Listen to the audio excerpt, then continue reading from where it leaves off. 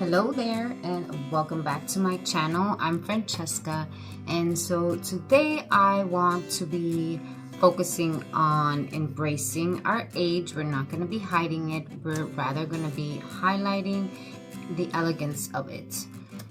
So if you're over 40, you already know the rules, and we're just going to be doing a soft glam, something that feels breathable and looks expensive and doesn't settle into fine lines, of course. Prepping is 90% of the look, so you definitely want to hydrate and not just prime. I already added these two. I like to let that set in the skin for a good half hour. I'm gonna next go into primer, and I'm gonna be using this grip power grip primer, and I basically just like to add where I need it, which is usually places that tend to rub off throughout the day because I wear glasses, and I'm usually have my hands on my mouth, so just basically the center part of your face. And I should put this on. Texture priming hydration, I'm gonna go in with NYX Dewy Finish. So I'm just gonna be spraying some of this setting spray as a base as well. Set the primer and a finishing spray, I think does justice.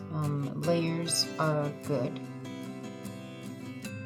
Very thin layers, rather. You don't, when you want that special occasion kind of look, you want to add many layers, especially if you are going to be spending a long night out. You want the makeup to hold up. So I'm gonna give my skin time to set all that products in, and I'm gonna start with my eyebrows. I'm using the Pro Fade Gel Brow Gel, and I literally just do one swipe over my brow, and that product spreads out pretty well throughout your whole eyebrow. Then just a little water and a Q-tip, I clean that right up. And there we have beautiful shaped, nice thick brows. Thick brows make you look younger, so just make sure you go in and clean those brows up as well, because this will change your look.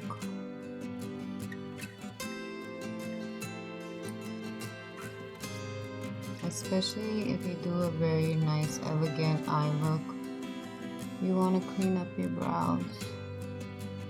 I am going in with a little bit of color corrector by LA Color Girls, and this is gonna, you want to color correct any dark circles, really dark circles. As you see, I have, because if you do not color correct first, when you put your concealer on, you will start to look gray throughout the day. So you want to color correct. Now, I like to use the color Peach, and at times I will mix these two, and this is in pink. This is the color Pink, and this is by Catrice. Now this is by far one of my favorites. It does lighten up the eye very much. So lately I've been adding this one on first, or if I'm really in a rush, I'll add some on my finger, and I'll take a little bit of both, add them to my finger and rub it together. But just for the sake of the video, so you can see the difference, and I finally washed my makeup brushes.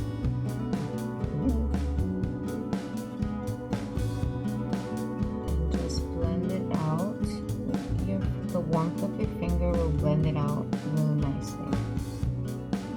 Okay, so you see the difference before and after kind of look.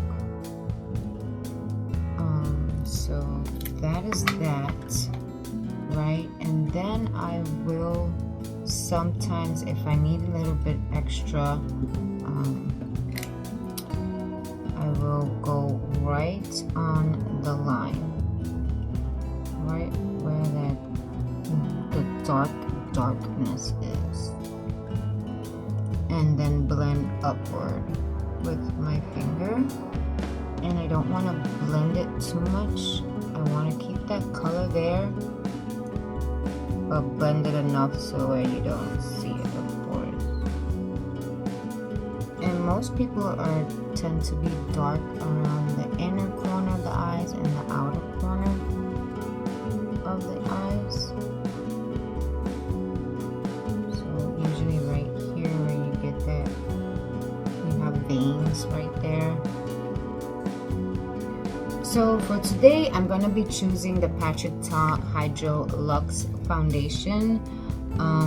We want to give like that cloud effect feeling or cloud effect look. I love my L'Oreal Serum Foundation for everyday errands, but if you want for a special occasion kind of look, you want to go with something very luxurious. So I'm going to be taking this. I like to shake up all my foundations and basically add it to the center of your face, and then you're going to blend this out with a sponge, focusing on the middle of your face, and then blend it outwards. Now for layers, again, we're going in with extra coverage. I'm going to be taking the El Maquillage as my main coverage because this one I feel the color is more closer to my complexion. And then I take the number 7 Lift and Luminous, and this is a little bit of a lighter shade than my complexion, mostly for winter time. And so I take this shade and I put it just on the inner and outer corner of my eyes, and then I go ahead and I blend it.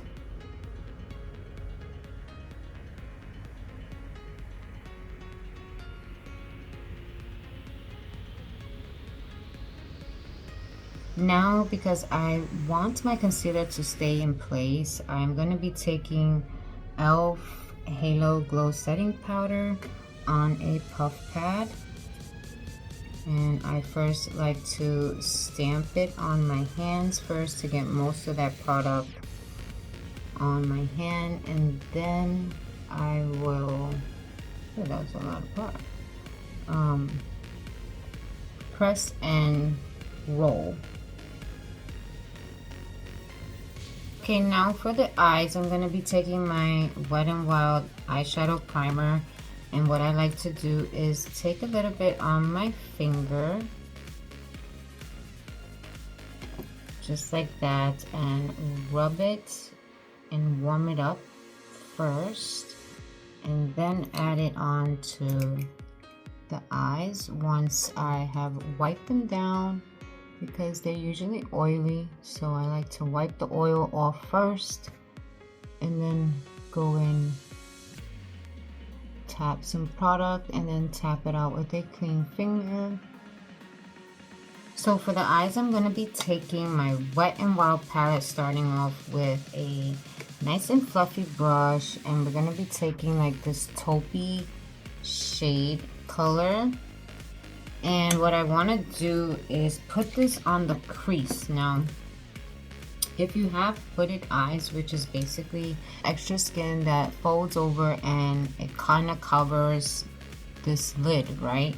So what you want to do is take your shade and place it above, a little bit above the crease. And now the best way to do this is to keep your eyes open, and you want to tap the product where you want it, right? And what you want to do is blend upwards and out.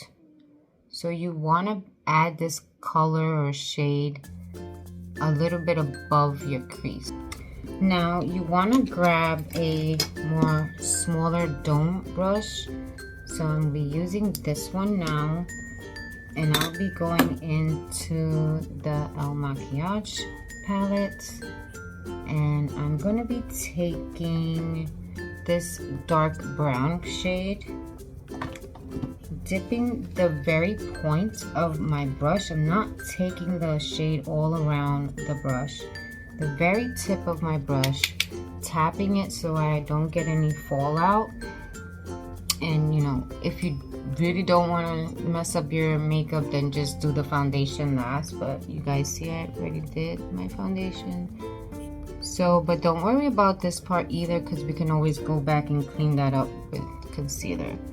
So adding just a little bit of that darker brown shade into the outer parts of the eye, and kind of just taking it straight up and then bringing it inwards like the outer V part. I'll be taking this shade right here, and I'll be adding this to the very mobile part of my lid.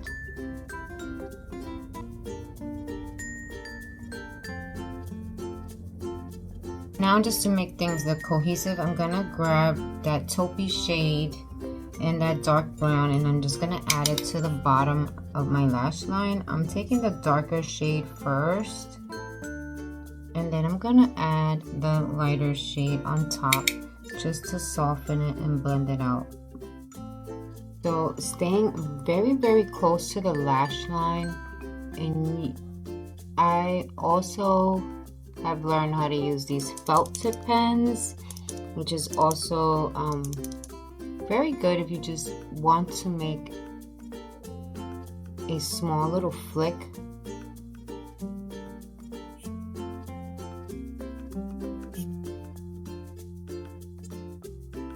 You just use the side and you basically stamp it on your eyes very close to the lash line, and just add a very small little flick like that. Okay, so gravity happens and we're replacing, sorry, step up. Replacing the blush higher than we used to, okay? If we do it like we did before, it can actually look or make our face look face down. So higher, and we are blending upwards towards like the temple. So I just bought this Wet n Wild. This has a contour and highlight that comes together. So this is the highlight. I'm just gonna add a little bit of cream highlight here and here.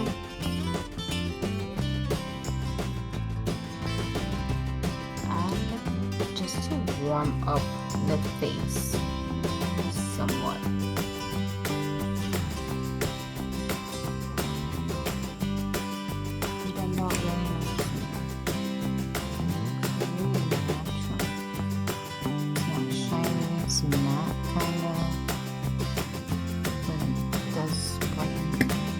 Although the creams are very forgiving, I want this to last all day. So on top of the highlights, I'm gonna add just Jimena right on top of where we added highlights. So on the brow bone, inner corner, here on the bridge of the nose, and the cupid's bow. And then blend it out with your finger.